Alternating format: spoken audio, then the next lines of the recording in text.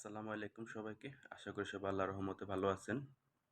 আমরা সবাই অলরেডি জেনে গেছি যে বাংলাদেশ জিম্বাবুকে ইনিংস এবং ১০৬ রানে হারিয়েছে।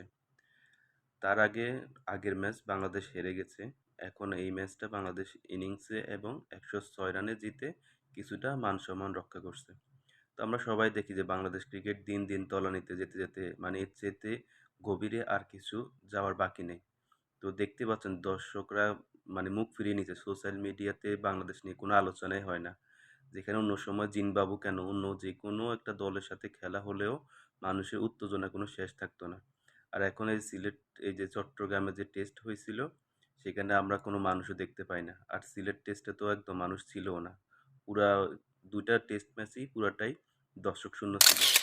তো এর থেকে বোঝা যায় যে বাংলাদেশ যে আজকে যে জিতলো, এটা জিতাতে বাংলাদেশের সাধারণ দর্শকরা তেমন কোনো খুশি হয় নাই। তার চেয়ে বরং যে ইন্টারেস্টিং যেটা, যদি বাংলাদেশ জিম্বাবুয়ের সাথে হেরে হোয়াইট ওয়াশ হতো, আমি মনে করি তাতে অন্তত সব মানুষ খুশি হতো।